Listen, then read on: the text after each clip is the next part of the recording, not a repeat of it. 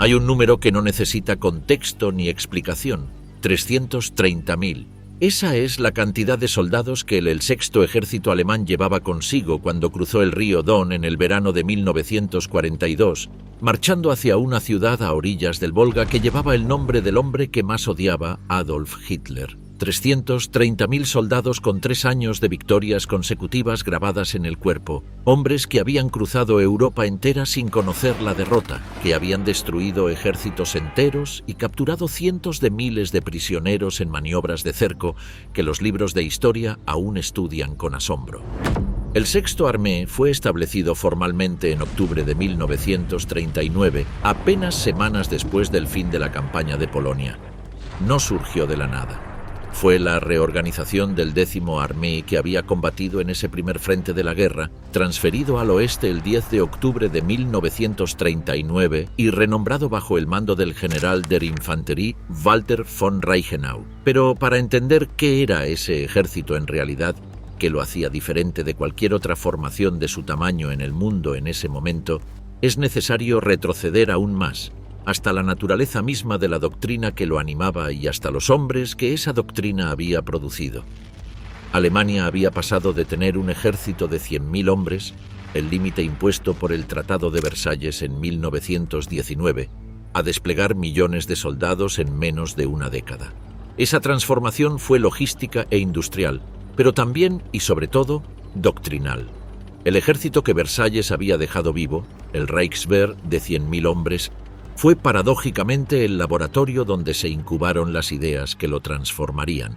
Privados de la posibilidad de tener carros de combate, aviación militar y artillería pesada, los oficiales del Reichswehr dedicaron los años 20 a estudiar. Estudiaron la guerra que acababan de perder, buscaron las razones del colapso alemán en 1918, analizaron los experimentos blindados de los británicos y los franceses y llegaron a conclusiones que sus rivales europeos tardaron décadas en asimilar. Pero había algo más fundamental aún, algo que a menudo se omite cuando se describe el ejército alemán de esa era: la Auftragstaktik, la táctica de misión.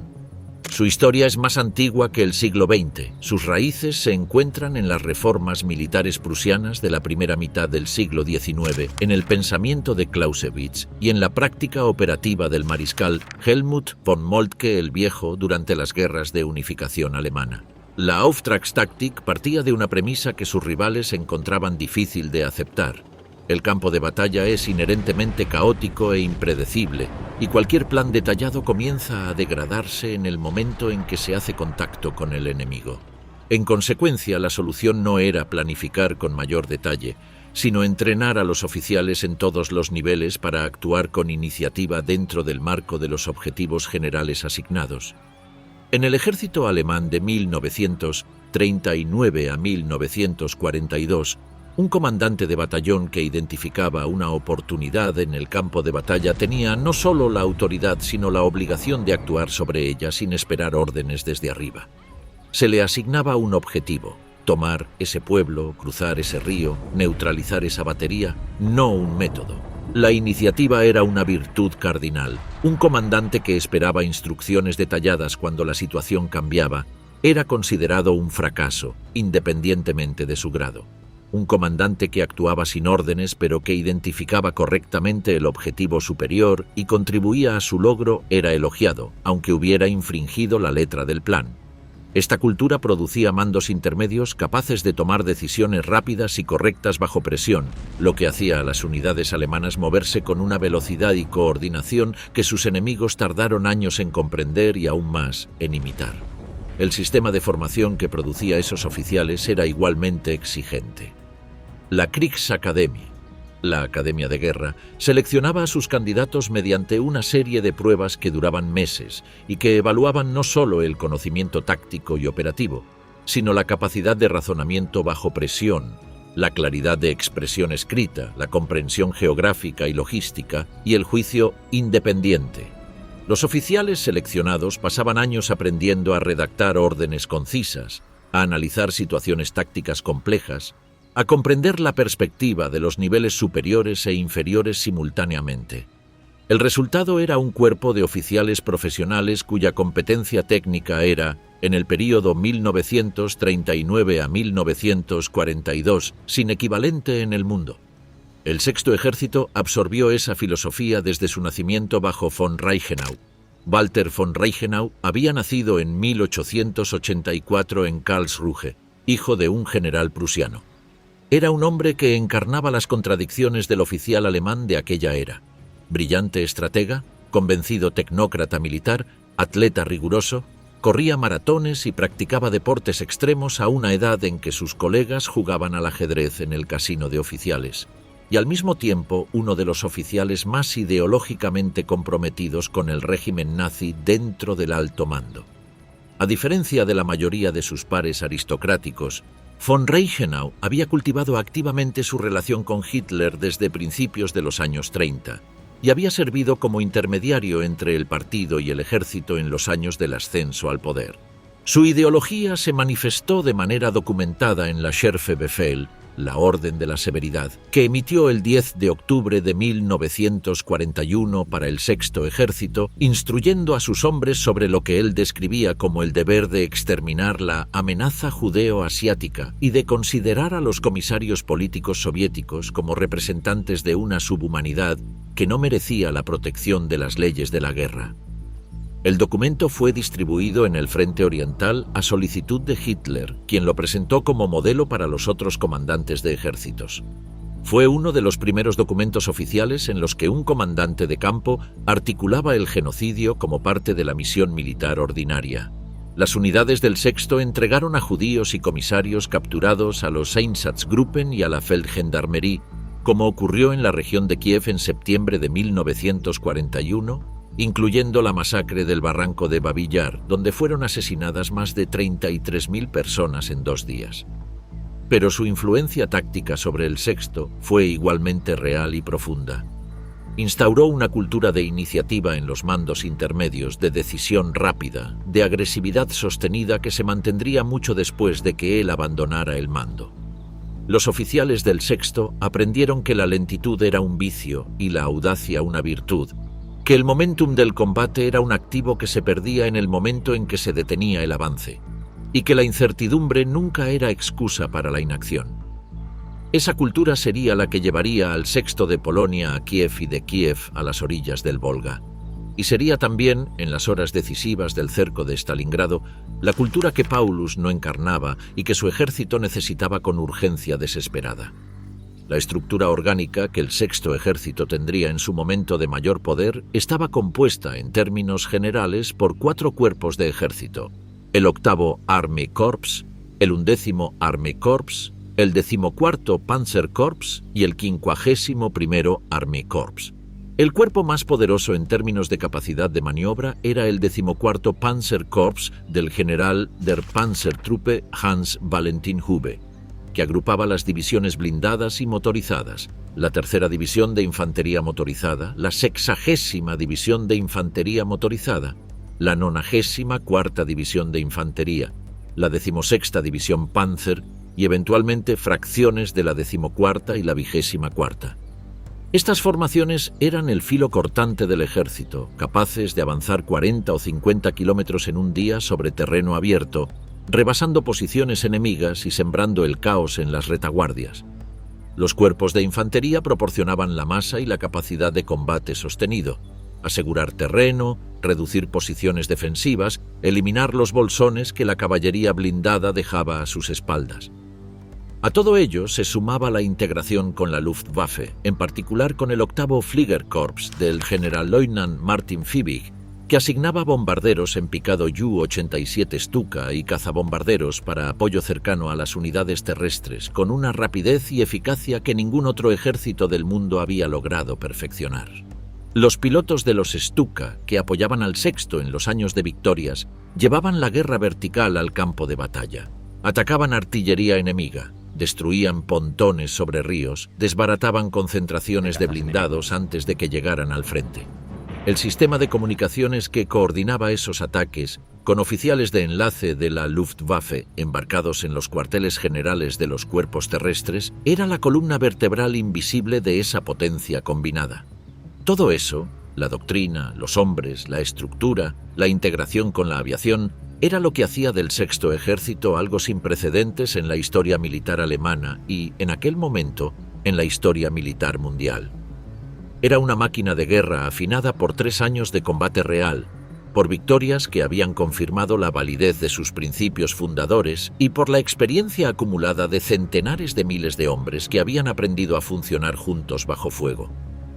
Esa experiencia acumulada, ese capital de competencia táctica y cohesión institucional, era un activo que no podía ser fabricado en una fábrica ni entregado con refuerzos de reemplazo. Solo podía ser ganado en combate, y una vez perdido no podía ser recuperado. El 22 de junio de 1941, a lo largo de un frente de más de 3.000 kilómetros, Alemania lanzó la operación más ambiciosa de su historia militar, la invasión de la Unión Soviética.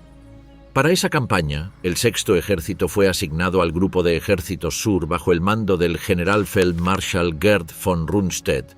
Su misión era avanzar desde el sur de Polonia y Ucrania hacia el Donbass y el Cáucaso, las regiones industriales y petroleras que Hitler consideraba esenciales para sostener la maquinaria de guerra alemana a largo plazo. Lo que encontraron al cruzar la frontera soviética no fue lo que muchos habían esperado, aunque no por las razones que podrían suponerse. El Ejército Rojo de 1941 estaba en estado de crisis profunda.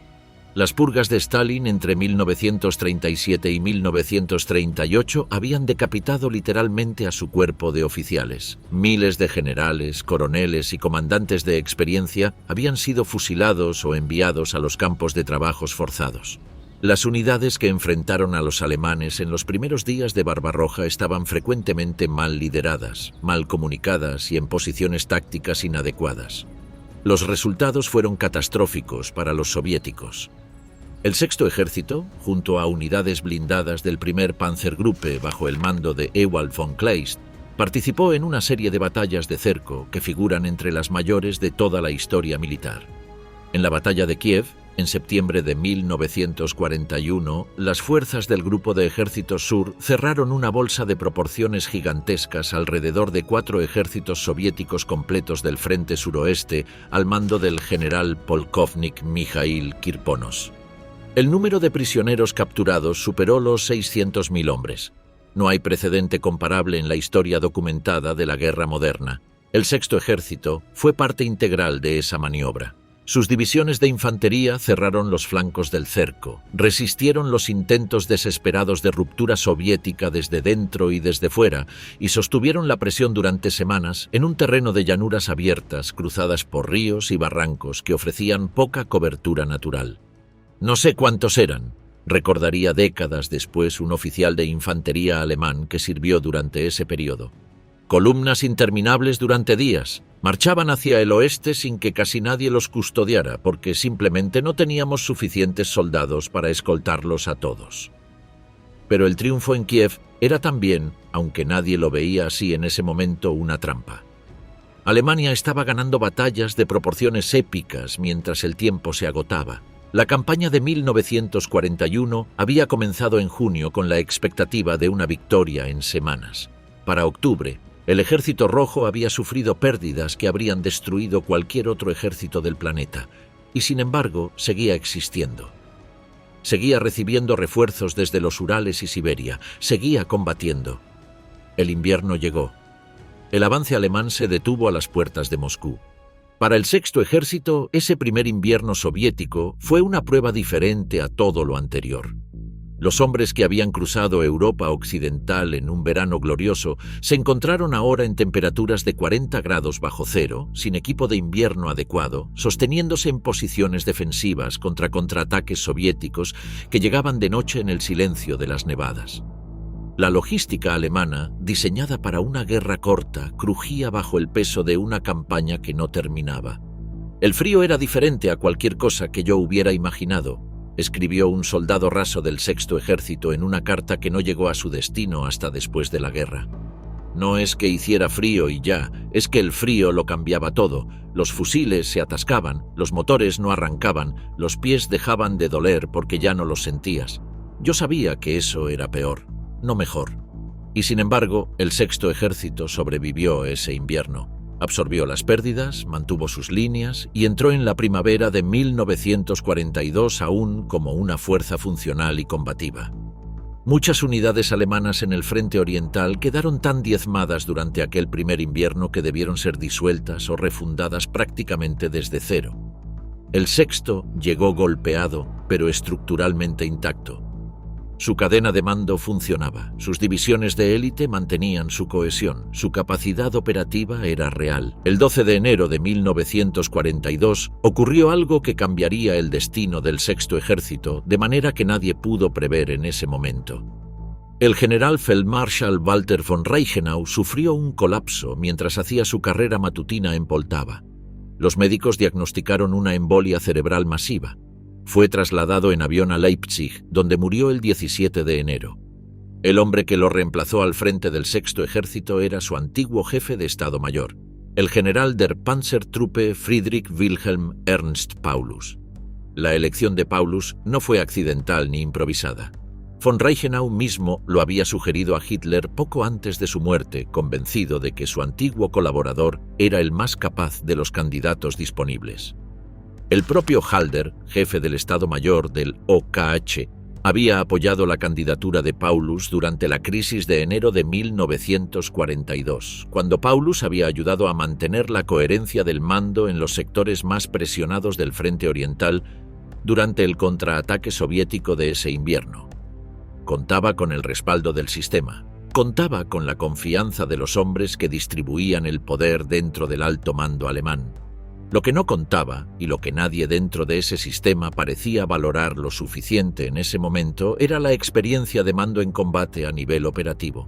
Friedrich Paulus había nacido el 23 de septiembre de 1890 en Cuxhaven, una pequeña localidad en el actual estado de Hesse.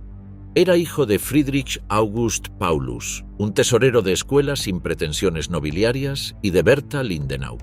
No era de familia noble, un detalle relevante en un ejército donde el prefijo von abría puertas, aunque sus movimientos y su porte le conferían una distinción que llevó a muchos a confundirlo con un aristócrata. Había intentado ingresar a la Marina Imperial como cadete sin éxito y había estudiado brevemente Derecho en la Universidad de Marburgo antes de encontrar finalmente su camino en el 111 Infanterie Regiment de Baden en 1910, como aspirante a oficial. Casó en 1912 con Elena Rossetti Solescu, descendiente de una familia aristocrática rumana, cuya presencia social y ambición reforzaron en él la conciencia de su posición. Combatió en la Primera Guerra Mundial como oficial subalterno en los frentes occidental y oriental, y en los Balcanes con unidades de cazadores de montaña. Terminó esa guerra con el grado de capitán y una reputación consolidada como oficial meticuloso y organizativamente brillante. Durante el período de Weimar, fue seleccionado para el reducido grupo de oficiales que permanecería en el Reichswehr de 100.000 hombres, lo que era en sí mismo un certificado de calidad profesional. En ese marco restringido perfeccionó las habilidades que lo definirían: análisis de situaciones complejas, redacción de órdenes precisas, comprensión profunda de la logística y de las relaciones entre los distintos elementos del combate combinado. En los años 30, con el rearme alemán, Paulus ascendió con rapidez en los escalones del Estado Mayor. En 1935 fue nombrado jefe de Estado Mayor del Panzergruppe de Guderian, participando desde ese puesto en el desarrollo de los principios tácticos de la fuerza blindada alemana. En 1938 fue ascendido a general major. En 1939 y 1940, como subjefe del Estado Mayor General del OKH, había participado en la planificación de los primeros movimientos de la guerra, Polonia, Noruega, Francia, y en la preparación inicial de Barbarroja. Sus mapas de juegos de guerra eran legendariamente precisos. Sus Lagbeurteilungen, apreciaciones de la situación, eran modelos del género. Los hombres que trabajaban para él lo respetaban con una admiración que tenía algo de admiración religiosa por alguien que parecía haber eliminado el error humano de la ecuación del planeamiento militar. Lo que esos mismos hombres notaban con menos entusiasmo, aunque raramente lo verbalizaban, era la diferencia entre planear una operación y conducirla. Paulus nunca había comandado una unidad de entidad mayor que un batallón en combate real antes de recibir el Sexto Ejército. Su experiencia de mando directo era la de un oficial de empresa y de batallón en la Primera Guerra Mundial. Todo lo que había hecho después había sido en la esfera del Estado Mayor, donde la virtud principal era la precisión del análisis y donde las consecuencias de una apreciación equivocada podían ser corregidas en papel antes de que costaran vidas. En el mando de campaña, la consecuencia de una apreciación equivocada se medía en hombres muertos antes del siguiente amanecer. Su arribo al mando del Sexto, el 20 de enero de 1942, coincidió con uno de los momentos más difíciles del frente oriental para las fuerzas alemanas. El contraataque soviético del invierno 1941 a 1942, lanzado en diciembre por el mariscal Zhukov, había empujado a las fuerzas del Grupo de Ejércitos Centro hacia el oeste y había creado bolsones de unidades alemanas que resistían en poblaciones aisladas. El sector del Grupo de Ejércitos Sur, donde el Sexto operaba, era relativamente más estable, pero la presión era real. Paulus heredó un ejército golpeado por el primer invierno soviético, con divisiones que habían sufrido pérdidas de entre el 30 y el 50% en hombres y equipamiento, y con una cadena logística que seguía crujiendo bajo el peso de una campaña que nadie había diseñado para durar más de 3 meses. En ese contexto difícil, Paulus demostró las virtudes que hacían de él un comandante sólido en condiciones ordinarias. Reorganizó los sectores del ejército con eficiencia, aseguró que la cadena de mando siguiera funcionando en los sectores más presionados y mantuvo la cohesión de las unidades durante el repliegue táctico que el rigor del invierno obligó a ejecutar en varios puntos. El general der Artillerie Walter von Seydlitz-Kurzbach, comandante del LU Army Corps y uno de los oficiales más respetados del Sexto, valoraba a Paulus como organizador y planificador. Lo que cuestionaba, en privado en cartas a otros generales que llegarían a ser documentos históricos, era su tendencia a buscar la perfección en el planeamiento a expensas de la oportunidad táctica y su incapacidad para tomar decisiones en los momentos en que la situación era ambigua. Esa incapacidad para la improvisación era el reverso de la misma moneda que hacía de Paulus un organizador brillante. Un Estado Mayor funciona sobre la premisa de que el tiempo es suficiente para analizar antes de actuar. Un comandante de campo funciona sobre la premisa opuesta, que el tiempo nunca es suficiente y que actuar con información incompleta es mejor que no actuar. Paulus no había internalizado esa segunda premisa. La Auftragstaktik que animaba al ejército alemán era una doctrina de iniciativa. Paulus era un hombre de procedimiento. El sistema lo había promovido precisamente porque era excepcional dentro del sistema. Lo que el sistema no había medido es si era excepcional fuera de él. La muerte de von Reichenau, el hombre que era su mentor, su patrocinador y su sostén en el alto mando, fue un golpe que Paulus nunca reconoció públicamente, pero que sus subordinados percibieron. Reichenau era el tipo de comandante que habría podido equilibrar las fortalezas de Paulus con la agresividad táctica que le faltaba, que habría podido actuar como contrapeso ante Hitler en los momentos en que el Führer imponía decisiones operativas dañinas. Con Reichenau muerto apenas 3 días después de que Paulus asumiera el mando, el nuevo comandante del Sexto quedó solo, sin la red de relaciones personales y la autoridad institucional que habrían podido darle margen de maniobra. El tic nervioso en el ojo izquierdo que sus subordinados aprenderían a interpretar como barómetro de la presión a la que estaba sometido comenzó a aparecer durante los meses siguientes, en los momentos de mayor tensión operativa. Para el verano de 1942 era visible para cualquiera que lo mirara durante más de unos minutos. No lo incapacitaba, pero era el síntoma exterior de una tensión interna que el hombre no podía, o no quería, verbalizar. Su primera gran prueba al mando llegó en mayo de 1942. El mariscal Semyon Timoshenko lanzó la ofensiva de Kharkov con 640.000 soldados, 1.200 tanques y aproximadamente 1.000 aviones, utilizando como base el saliente formado en Barbenkovo en enero. El objetivo soviético era rodear al IV Panzerarmee y al VI Ejército, utilizando una maniobra envolvente desde el saliente hacia el norte y el sur. Durante los primeros días, la presión sobre el flanco izquierdo del Sexto fue intensa. Paulus coordinó con el primer Panzerarmee del general Feldmarschall Ewald von Kleist una respuesta en tenaza. Mientras el octavo cuerpo del sexto mantenía la presión sobre el saliente desde el norte, el primer Panzerarmee atacó desde el sur, cerrando el cerco en Barbenkovo el 22 de mayo. 2 ejércitos soviéticos quedaron atrapados. Las cifras de prisioneros capturados superaron los 240.000 hombres. Paulus recibió la Cruz de Caballero de la Cruz de Hierro por esa operación. Parecía que el hombre había encontrado la medida de su ejército y de su oficio. Lo que el éxito de Barbenkovo no mostró, porque las condiciones no lo pusieron a prueba, era cómo respondería Paulus cuando las circunstancias fueran adversas, cuando la información fuera incompleta, cuando las órdenes desde arriba fueran equivocadas y el tiempo para analizarlas se hubiera agotado. Esas condiciones llegarían en noviembre de 1942, dentro de un cerco soviético en las ruinas de una ciudad a orillas del Volga, y las respuestas de Paulus a esas condiciones sellarían el destino de 330.000 hombres. En el verano de 1942, Hitler diseñó la gran ofensiva alemana en el sur, la Operación Azul, Fall Blau. El objetivo era doble y ambicioso hasta la imprudencia: capturar los campos petroleros del Cáucaso y cortar el flujo de suministros soviéticos por el río Volga.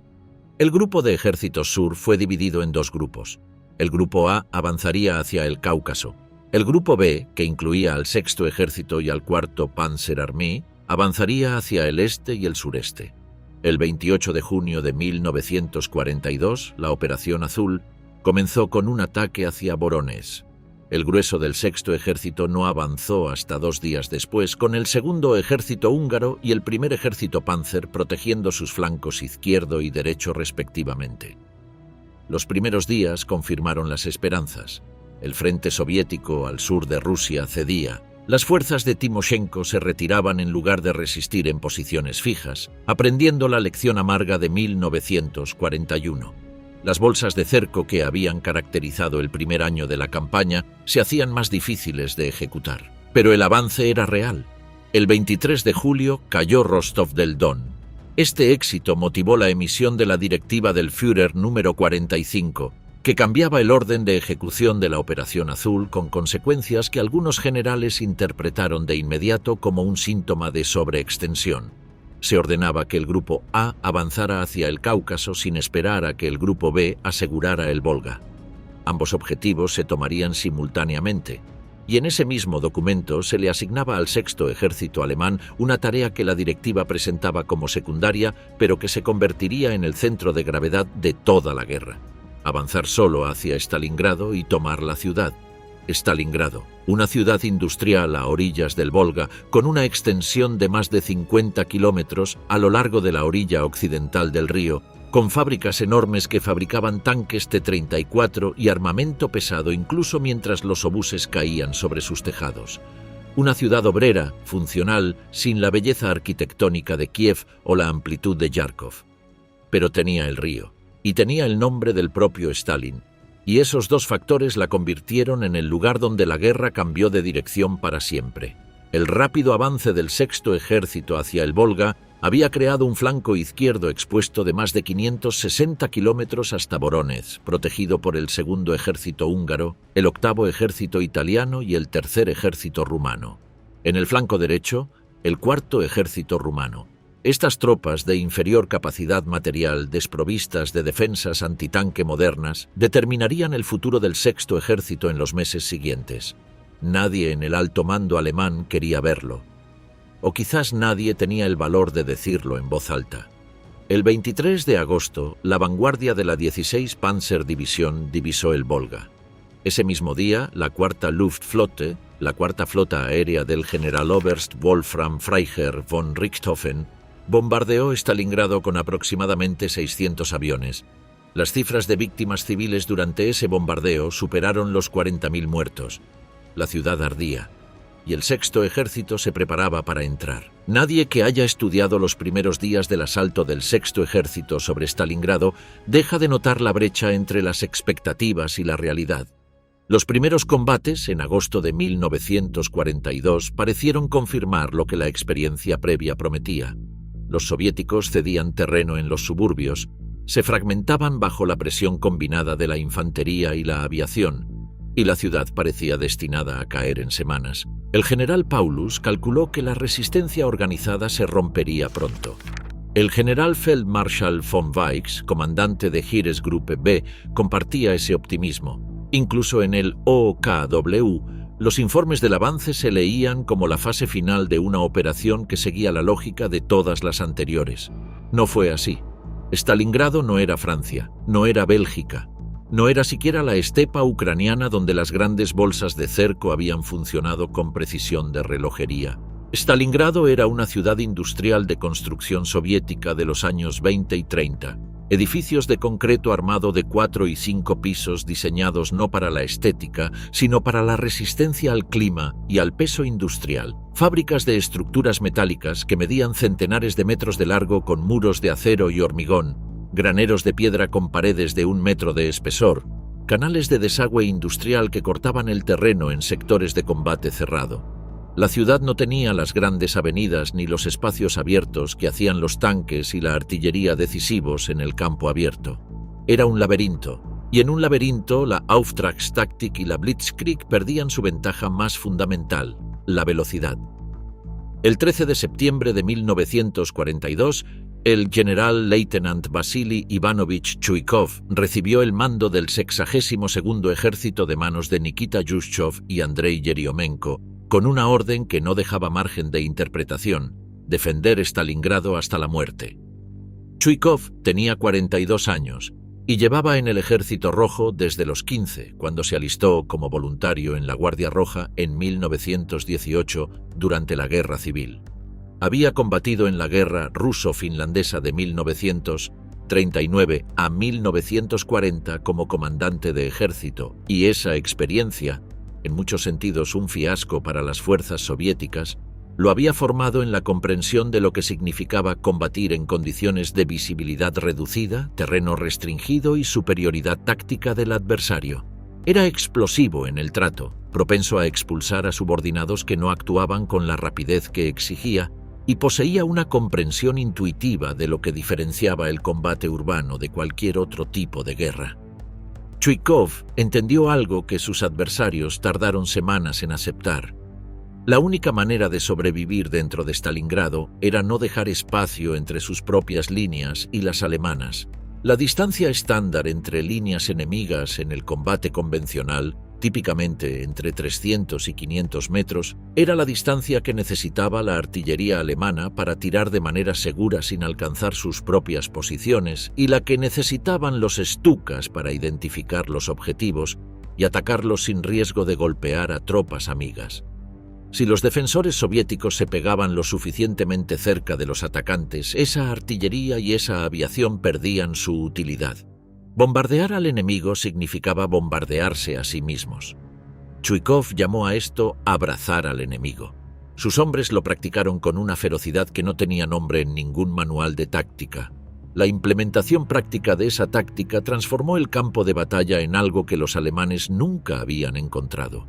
Los zapadores soviéticos convertían cada edificio en una fortaleza independiente. Derribaban las escaleras interiores para impedir el movimiento vertical, bloqueaban las puertas con escombros, abrían troneras en los muros de separación entre apartamentos para crear redes de fuego que cubrían los pasillos y los patios interiores. Los francotiradores operaban desde posiciones en los pisos superiores y los sótanos simultáneamente, manteniendo a los atacantes alemanes en un estado de alerta permanente que agotaba la concentración y consumía la energía psicológica de los soldados con una eficacia que ningún asalto frontal podía igualar.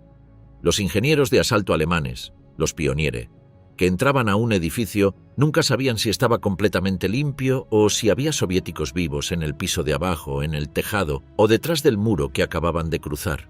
Ese mismo 13 de septiembre, las divisiones de infantería 71, 76 y 295 alemanas avanzaron hacia el centro de la ciudad, defendida en ese momento por unos 20.000 hombres de Chuikov.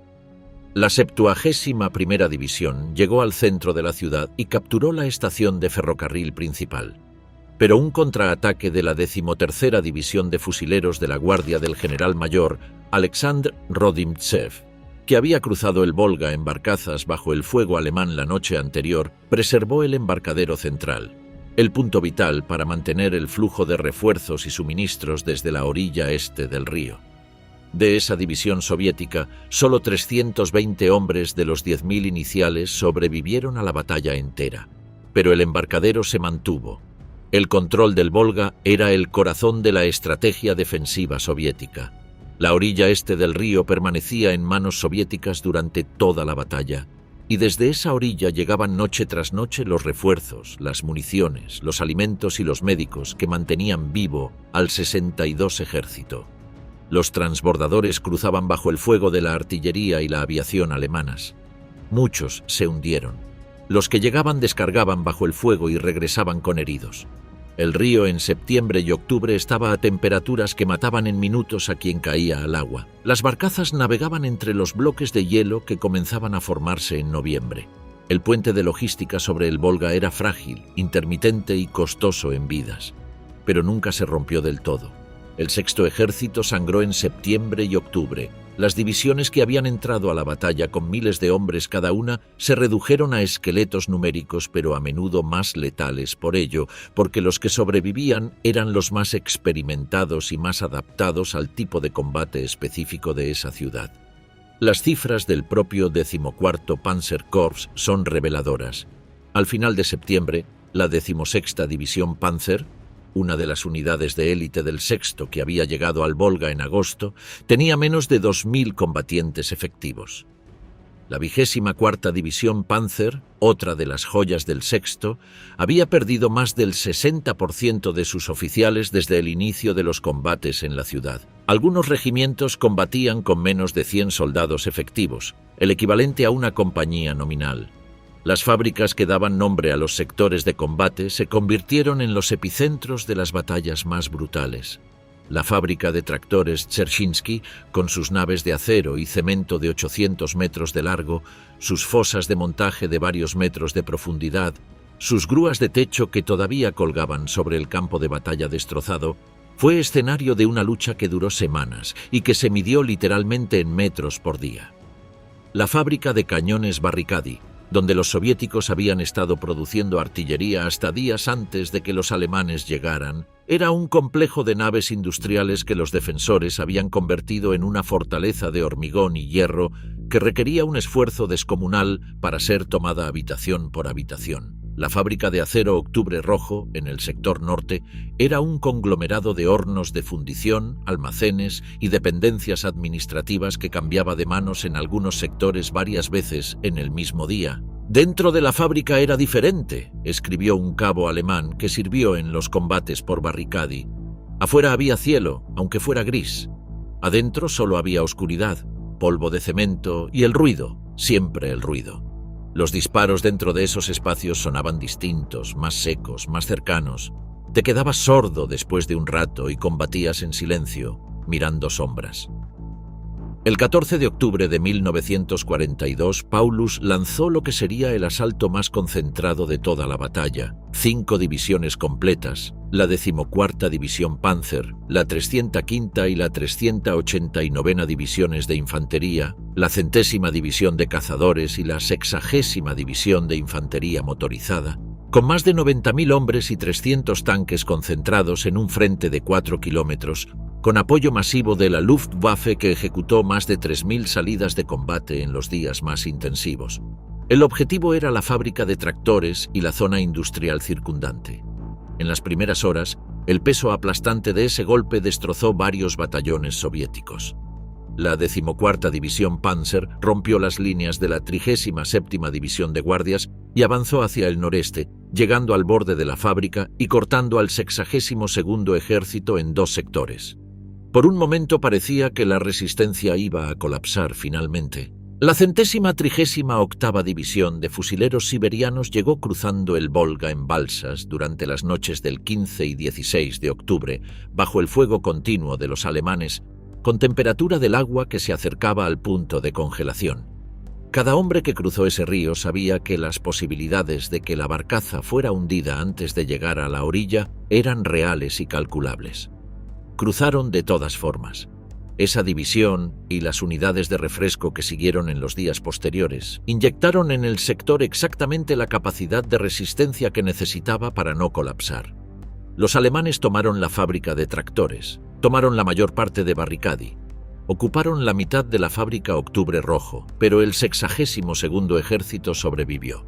Para finales de octubre de 1942, el estado del Sexto Ejército era el de una fuerza que había ganado casi todo el terreno disponible y había consumido una parte insustituible de su potencial de combate en el proceso. Controlaba el 90% de la ciudad, pero ese porcentaje representaba edificios destruidos, escombros inutilizables y terreno que no tenía valor operativo. El 10% que quedaba en manos soviéticas era una franja estrecha a lo largo de la orilla del Volga, con una profundidad en algunos sectores de apenas 200 o 300 metros. Pero esa franja daba al Volga, y mientras diera al Volga, los refuerzos seguirían llegando. Ya no éramos un ejército, recordaría décadas después uno de los supervivientes de esas semanas, con la voz plana de quien ha aprendido a hablar de esas cosas sin dejar que el temblor salga. Éramos grupos pequeños, 4 hombres aquí, 8 allá. Cada edificio era un mundo separado. No sabías qué pasaba a 50 metros de ti. Escuchabas disparos y no sabías si eran tuyos o del enemigo. A veces no importaba saberlo. El 11 de noviembre de 1942, el último intento alemán de tomar la ciudad antes del invierno, fue el asalto sobre la franja costera en el sector sur, donde las fuerzas de la 71ª División de Infantería intentaron empujar a los restos del 62º Ejército hacia el río en el sector del embarcadero central. Lograron avanzar hasta llegar a escasos 300 metros del Volga en algunos puntos, pero no llegaron al agua. Y los hombres que intentaron ese avance final llevaban ya semanas combatiendo con una 10ª parte de los efectivos con que habían comenzado la campaña. En ese mismo momento, a centenares de kilómetros al norte y al sur del Volga, el Ejército Rojo estaba terminando de concentrar en secreto las fuerzas que harían todo eso irrelevante. El tiempo que el Sexto Ejército había consumido dentro de la ciudad, cada día de combate urbano, cada batallón diezmado, cada tanque perdido en los pasillos de una fábrica que no valía ningún tanque, había sido también el tiempo que Vasilevsky y Zhukov necesitaban para preparar lo que vendría el 19 de noviembre. El 13 de septiembre de 1942, mientras el Sexto Ejército comenzaba a empujar hacia el interior de Stalingrado, en Moscú se presentó a Stalin un plan diferente.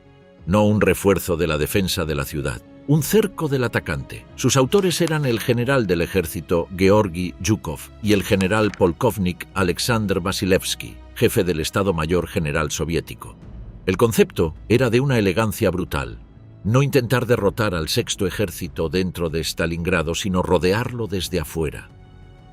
Los flancos del Sexto estaban protegidos por unidades aliadas del Eje, cuyos comandantes conocían mejor que nadie su propia vulnerabilidad.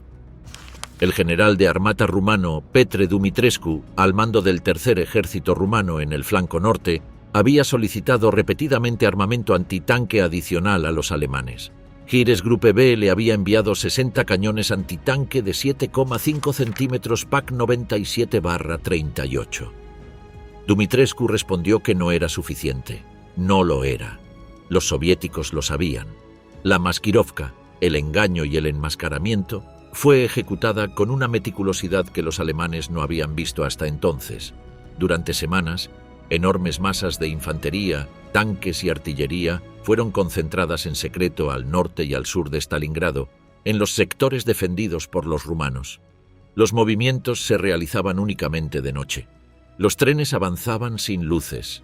El Oberst Reinhard Gehlen, jefe de la inteligencia del Fremde Heer Ost, Ejércitos Extranjeros Este, había detectado señales de concentración en los puentes del Don frente al Tercer Ejército rumano, pero descartó la amenaza como limitada. Las 9 divisiones Panzer que el OKH mantenía como reserva estratégica no fueron enviadas al sur. Se quedaron frente al saliente de Rchev, donde Gehlen creía que ocurriría el golpe principal. El 19 de noviembre de 1942, a las 7:30 de la madrugada, con temperatura de varios grados bajo cero y una niebla espesa que limitaba la visibilidad a 200 metros, Los frentes suroeste y del Don iniciaron una preparación de artillería de 80 minutos. Aproximadamente 3.500 cañones soviéticos abrieron fuego. La niebla y la nieve impedían a los observadores adelantados ajustar el tiro, de modo que la artillería simplemente disparó sobre posiciones conocidas o estimadas. El daño al tercer ejército rumano fue real pero no devastador. Lo que lo destrozó fue lo que llegó después.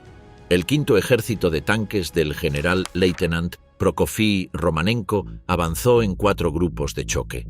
La 47ª División de Fusileros de la Guardia, apoyada por 64 tanques, destrozó la 14ª División de Infantería rumana. La 50ª División de Fusileros de la Guardia, con 74 tanques, hizo colapsar la 5ª División de Infantería rumana. Hacia el mediodía, las brigadas de tanques del primer cuerpo de tanques y del 26º cuerpo de tanques estaban fluyendo a través de los agujeros en el frente rumano. La aparición repentina de casi 200 tanques provocó el colapso completo de la 14ª División de Infantería rumana. El centro del ejército rumano se desintegró. El 20 de noviembre, el frente de Stalingrado lanzó su propio brazo del cerco desde el sur con el 51. Ejército del general mayor Nikolai Trufanov y el 57 ejército del general mayor Fedor Tolbushin atacando el flanco derecho del cuarto ejército Panzer. Las débiles divisiones rumanas del sexto cuerpo colapsaron rápidamente. Tolbushin comprometió al cuarto cuerpo mecanizado del general mayor Vasily Volsky, que avanzó hacia el oeste contra resistencia mínima. El 22 de noviembre, el podpolkovnik Georgy N. Filipov condujo una columna de 5 tanques T-34, 2 compañías de fusileros motorizados en camiones, 5 vehículos blindados y 3 vehículos alemanes capturados hacia el puente pontón sobre el Don en Berezovsky, noroeste de Kalak. Fingiendo ser una columna alemana, Filipov llegó al puente antes del amanecer. Los guardias, una unidad de policía militar, un cañón antiaéreo de 8,8 centímetros y personal de una escuela de ingenieros, no reconocieron el engaño hasta que los soldados soviéticos ya estaban sobre el puente. El cañón de 8,8 centímetros destruyó 2 T-34 antes de ser neutralizado. El puente fue capturado intacto. Filipov estableció un perímetro defensivo y esperó durante 11 horas, solo con su pequeña fuerza, hasta que los refuerzos llegaron. Fue condecorado con el título de Héroe de la Unión Soviética. El 23 de noviembre de 1942, los brazos del cerco soviético se cerraron al este de Kalash. El sexto ejército, 330.000 hombres en 22 divisiones, más tropas de otros cuerpos y unidades aliadas del eje, estaba completamente rodeado. Era la primera vez en la historia que un ejército de campo alemán completo había sido encerrado. Más de 30.000 soldados del eje escaparon hacia el sur antes de que las tenazas se cerraran del todo. Dentro del Kessel, la caldera, como los alemanes llamaban al bolsón, quedaron aproximadamente 284.000 hombres. La reacción inicial en el interior del Kessel fue de incredulidad. Muchos oficiales y soldados no comprendieron de inmediato la magnitud de lo que había ocurrido. Las comunicaciones eran confusas, los informes contradictorios. Pero los que sí lo entendieron enseguida, los comandantes de las divisiones más veteranas, los oficiales de Estado Mayor que conocían los mapas y los números, sintieron algo que muy pocos describieron en sus diarios con la palabra correcta. La palabra era desesperación. Cuando supe que el cerco era real, que no era un movimiento temporal del enemigo, sino una trampa cerrada, me quedé mirando el mapa durante mucho tiempo, escribió un teniente coronel cuyo nombre no trascendió la guerra.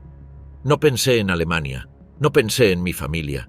Pensé en los hombres que dormían a 100 metros de donde yo estaba parado, que no sabían todavía lo que yo ya sabía.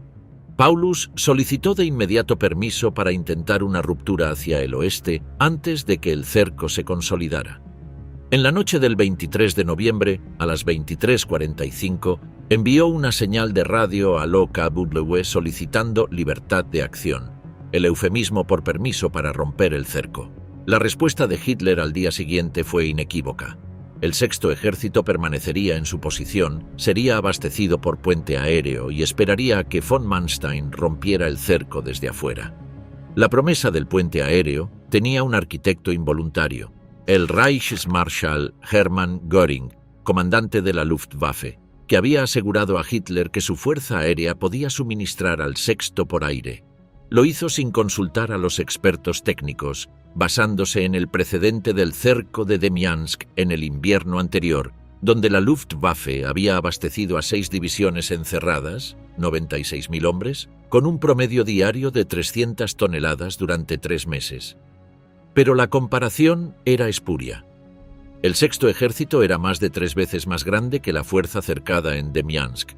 Sus cuarteles maestros calculaban que necesitaba al menos 750 toneladas diarias para operar. El general-leutnant Martin Fiebig, comandante del 8º Fliegerkorps, ya le había dicho a Paulus el 21 de noviembre que la Luftwaffe no tenía los medios para abastecer al sexto por aire. Cuando el puente aéreo comenzó el 24 de noviembre, Fiebig solo tenía 25 transportes Ju-52 operacionales en teatro, cada uno capaz de transportar aproximadamente 2 toneladas. El primer día del puente aéreo entregó 86 toneladas. Los primeros 5 días sumaron 269 toneladas. Las temperaturas en el área de Stalingrado en noviembre y diciembre de 1942 oscilaban entre los 0 y los menos 10 grados centígrados durante el día, descendiendo hasta menos 35 durante las noches más frías. El aeródromo de Pitomnik, dentro del Kessel, comenzó a recibir los vuelos. El de Tatsinskaya, a 237 kilómetros, fue designado base principal del puente aéreo. El ejército dentro del Kessel comenzó a racionarse. Las raciones diarias de pan fueron reducidas primero a 400 gramos, luego a 200. Los 25.000 caballos de las unidades de artillería, que los soldados necesitaban para mover las piezas por el terreno nevado, fueron sacrificados para comer. Cuando se terminaron los caballos, se comió lo que hubiera. De los 58.000 auxiliares soviéticos, los hiwis, prisioneros que habían aceptado servir como mano de obra y apoyo logístico al ejército alemán, más de 19.000 permanecieron dentro del Kessel y algunos combatieron junto a las unidades alemanas. Los 3.500 prisioneros soviéticos que los alemanes mantenían en 2 campos de detención dentro del Kessel sobrevivieron en condiciones aún peores. De ese total, se estima que sobrevivieron menos de 20. El 9 de diciembre de 1942, el general Kurt Seitzler, recién nombrado jefe del Estado Mayor del OKH, comenzó a consumir las mismas raciones diarias de calorías que los soldados atrapados en Stalingrado en un intento de persuadir a Hitler de la urgencia de la situación. Perdió peso visiblemente en días. Hitler no cambió de posición. El generalfeldmarschall Erich von Manstein llegó a Novocherkassk el 26 de noviembre y activó el Heeresgruppe Don. Tenía pocas fuerzas disponibles, pero las que llegaban eran de primera calidad. El general major Erhard Raus trajo la 6ª Panzerdivisión desde Francia con 150 tanques operacionales. La 23ª Panzerdivisión llegó desde el Cáucaso, aunque con recursos reducidos. La 17 Panzerdivisión, con apenas 57 tanques, fue prometida pero tardó en llegar. El 12 de diciembre de 1942, a las 6:30 de la mañana, Hoth lanzó la operación Wintergewitter, tormenta de invierno. El cielo estaba despejado, la visibilidad era excelente. La 6ª Panzerdivisión, con 141 tanques, fue el Schwerpunkt, la punta de lanza, empujando hacia el norte a lo largo de la vía férrea. El primer día fue alentador. Hoth avanzó unos 20 kilómetros y destrozó divisiones de fusileros soviéticos. La Luftwaffe pudo proporcionar apoyo de fuego cercano con vuelos de Stuka, pero a partir del 13 de diciembre, el general mayor Vasily Volsky comprometió el 4º cuerpo mecanizado en posiciones defensivas alrededor de Verkhnekunsky. Lo que siguió fue una batalla de 5 días que consumió el tiempo que von Manstein no tenía. El 4º cuerpo mecanizado sufrió pérdidas enormes, más de 5.500 bajas y unos 70 tanques, pero su resistencia fue brillante. Permitió que el 2º ejército de guardias del general-leutnant Rodion Malinovsky llegara al río Mishkova y formara una línea defensiva sólida con 5 divisiones de fusileros frescas. El 19 de diciembre, la 6ª Panzerdivision finalmente cruzó el Mishkova y capturó un puente intacto en Vasilvievka. Estaba a 48 kilómetros del perímetro sur del Kessel. Era el punto más cercano que el rescate llegaría a estar. Von Manstein envió una señal de radio a Paulus esa misma noche, instruyéndole a iniciar la ruptura hacia el sur. El nombre en clave era Donnerschlag, trueno. El general Hans Valentin Hube tenía al menos 60 Panzers operacionales y había comenzado a concentrar al 14º Panzerkorps en el ángulo sudoeste del Kessel. La distancia a recorrer era de unos 50 kilómetros. Era arriesgado, pero era posible. Paulus no ordenó la ruptura. La decisión, o la no decisión, de Paulus en esas horas es uno de los debates más estudiados de la historia militar de la Segunda Guerra Mundial. Sus defensores señalan que Hitler había negado expresamente la autorización para un repliegue. Sus críticos señalan que en ese momento von Manstein le estaba transmitiendo implícitamente el permiso y que había comandantes alemanes que en situaciones similares habían actuado sin esperar la autorización formal de Hitler. El propio general der Artillerie Walter von Seydlitz-Kurzbach, comandante del 15º Army Corps dentro del Kessel, había intentado forzar la situación el 23 de noviembre, emitiendo por su cuenta órdenes de preparación para una ruptura. Paulus toleró ese acto de insubordinación sin consecuencias. Lo que Paulus sí creía, con una sinceridad que sus memorias posteriores no ocultaron, era que el Sexto Ejército no tenía el combustible ni la capacidad de combate para sobrevivir a 50 kilómetros de avance en campo abierto durante el invierno, abandonando todo su armamento pesado. Pensaba que la mayoría de los hombres que sobrevivieran al intento de ruptura llegarían al otro lado sin equipo, sin organización y sin posibilidad de ser reconsolidados en una fuerza combativa. Puede que tuviera razón, pero no intentarlo significaba que todos morirían. Para el 23 de diciembre, von Manstein reconoció la realidad. La 6ª Panzer Division fue retirada del saliente en el Mishkova para apoyar el frente del Chir, que se estaba desmoronando bajo el impacto de la Operación Pequeño Saturno. El 24 de diciembre, el Ejército Rojo lanzó su ofensiva de Kotelnikovo con el 2º Ejército de Guardias y el 7º Cuerpo de Tanques del general Rotmistrov. Las fuerzas de Hoth, ya diezmadas, se replegaron. Kotelnikovo fue capturada el 29 de diciembre. No habría rescate. Mientras el Wintergebiet avanzaba y fracasaba frente al Mishkova, otro elemento del plan soviético se desarrollaba en el flanco norte. La Operación Pequeño Saturno, una versión reducida de la original Operación Saturno que los planificadores de Stavka habían diseñado, lanzó el 16 de diciembre de 1942 dos ejércitos soviéticos contra el 8º Ejército italiano del general Italo Gariboldi, que defendía un sector de 125 kilómetros a lo largo del Don. El 8º Ejército italiano consistía en 10 divisiones de infantería en 3 cuerpos, el segundo, el 35º y el Cuerpo Alpino, más la división alemana 298ª de infantería. El único blindado disponible como reserva para los italianos era una formación provisional denominada 27 Panzer Division, que en realidad era poco más que un grupo de combate de tamaño regimentario con 65 tanques en su mayoría obsoletos. Batutin comenzó la operación a las 8 de la mañana del 16 de diciembre con una preparación de artillería de 90 minutos que fue prácticamente ineficaz por la niebla densa. El primer día no produjo una ruptura decisiva. Pero el segundo día, el 17 de diciembre, el 17, cuerpo de tanques fue introducido en la brecha entre las divisiones italianas Coseria y Ravenna. La defensa cedió. El 25 cuerpo de tanques del general Pavlov y el 24 cuerpo de tanques del general Vasily Badanov entraron en el espacio abierto.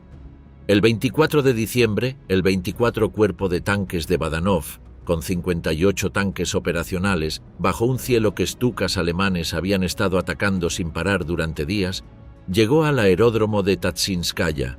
El aeródromo estaba lleno de casi 200 aeronaves de transporte. El personal de la Luftwaffe fue tomado completamente por sorpresa.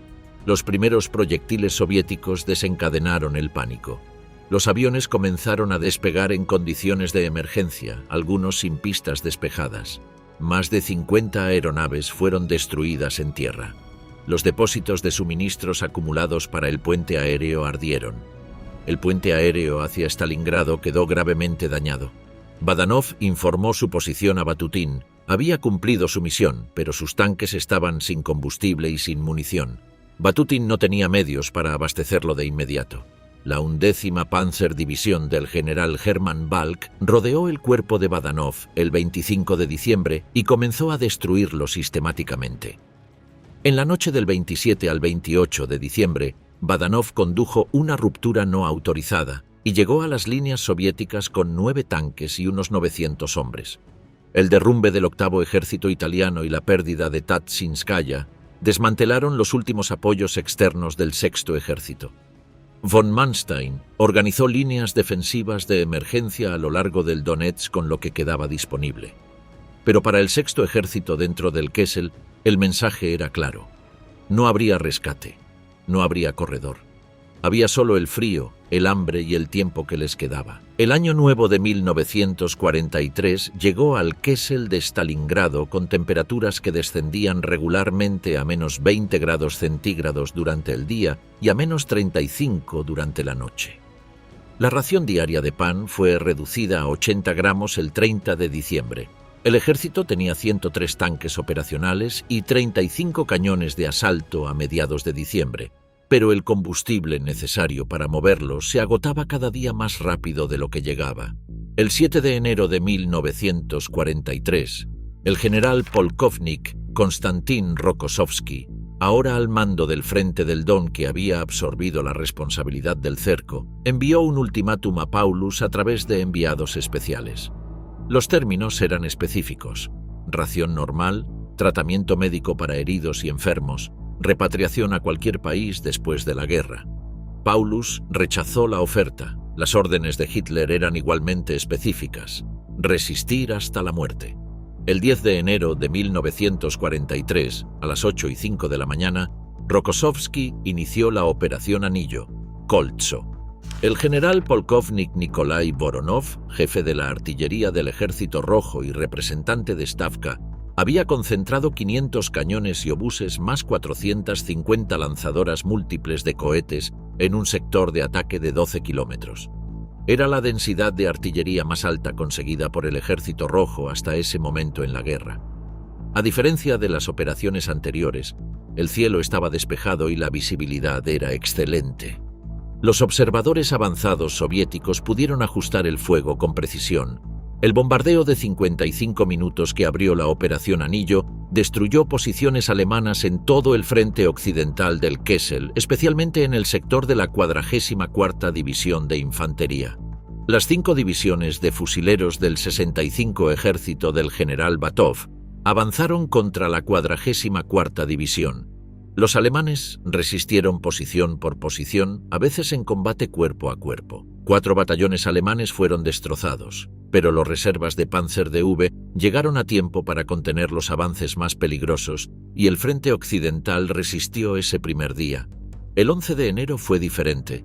El Hauptmann Rudolf Hahn, con 4 tanques, aguardó el avance del 57º Regimiento de Tanques de Guardias soviético con sus tanques Churchill de fabricación británica. En un intercambio que duró minutos, Hahn destruyó 18 de los 21 Churchill antes de que el ataque fuera contenido. Era el tipo de actuación táctica que aún podía el sexto producir. Pero V perdió 30 de sus 46 tanques y 11 de sus 18 cañones antitanque pesados, solo en los 2 primeros días de la Operación Anillo. El 16 de enero, la 51ª División de Fusileros de la Guardia capturó el aeródromo de Pitomnik. El 6º Ejército perdió su principal campo de aterrizaje. La Luftwaffe se vio obligada a retirar sus cazas de escolta. Los vuelos de transporte continuaron sin protección hacia el aeródromo secundario de Gumrak. El 23 de enero, Gumrak cayó también. El último vuelo alemán salió del Kessel a las 10:45 de esa mañana. A partir de ese momento, el abastecimiento dependía exclusivamente de lanzamientos en paracaídas que en su mayoría caían en terreno soviético. Rokossovski hizo una pausa el 17 de enero para reponer munición y reorganizar sus unidades. El frente del Don había sufrido aproximadamente 26.000 bajas en una semana de combate y perdido la mitad de sus blindados. La pausa le costó a la ofensiva soviética algo de impulso, pero el resultado final no estaba en duda. El 21 de enero la ofensiva se reanudó. 4 divisiones de fusileros del 65 Ejército y la totalidad del armamento disponible golpearon la línea alemana alrededor de Baburkin. La 44ª División de Infantería, ya reducida a un tercio de su fuerza, no pudo resistir. El frente occidental del Kessel comenzó a desmoronarse. El 26 de enero de 1943, a las 11 de la mañana, el 21, ejército del general mayor Chistiakov rompió a través de los restos del 8º Army Corps y enlazó con el 62º ejército de Chuikov en el Mamayev-Kurgan. El Kessel fue cortado en dos. Streckers, 11º Army Corps, quedó aislado en el norte, en las ruinas de la fábrica de tractores y de Barricadi. El grueso de lo que quedaba del Sexto Ejército, incluyendo Paulus y su Estado Mayor, quedó en el Bolsón Sur, en torno a los almacenes Univermag en el centro de la ciudad. El 30 de enero de 1943, el 10º aniversario de la llegada de Hitler al poder, Friedrich Paulus fue promovido a generalfeldmarschall por radio. Era simultáneamente un honor y una orden implícita de suicidio. Ningún mariscal de campo alemán había sido nunca capturado. Paulus declaró a un subalterno que registró sus palabras: «No tengo intenciones de dispararme por este cabo bohemio», en referencia a Hitler. Eligió la rendición, la mañana del 31 de enero de 1943. El edificio de los almacenes Univermag, en el centro sur de Stalingrado, era el último cuartel general de Friedrich Paulus. En el sótano de ese edificio, entre colchones, papeles desperdigados y el olor agrio de los heridos, el generalfeldmarschall recién ascendido esperaba el final. Soldados de la 38ª Brigada de Fusileros Motorizados del 64 Ejército del general Mikhail Shumilov rodearon el edificio. A las 7:15 de la mañana, Paulus y su Estado Mayor salieron a la intemperie y se rindieron. En el norte del Kessel, el general Karl Strecker se negó inicialmente a rendirse. Su 11º Army Corps, unos 50.000 hombres dispersos en los restos de 7 divisiones, atrincherados en las ruinas de la fábrica de tractores y de Barricadi, resistió 2 días más.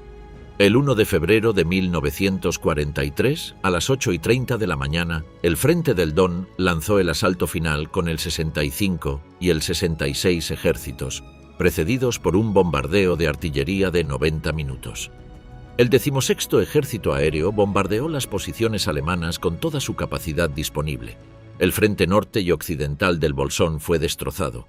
Unos 4.000 alemanes murieron o fueron heridos en el asalto final. Más de 20.000 fueron capturados. Los subordinados de Strecker iniciaron conversaciones de rendición sin su autorización. El 2 de febrero de 1943, a las 7 de la mañana, Strecker finalmente acordó rendirse. A las 9:20 de la mañana, el Heeresgruppe Don recibió el último mensaje desde Stalingrado. La resistencia había terminado. El Sexto Ejército había dejado de existir. De los 284.000 hombres atrapados en el Kessel el 23 de noviembre, aproximadamente 150.000 habían muerto durante el cerco en los combates, de frío, de hambre o de enfermedad. Los soviéticos afirmaron haber capturado 91.000 prisioneros. Otras estimaciones sugieren que el número podría haber alcanzado los 107.800, incluyendo unos 700 croatas y aproximadamente 3.000 rumanos.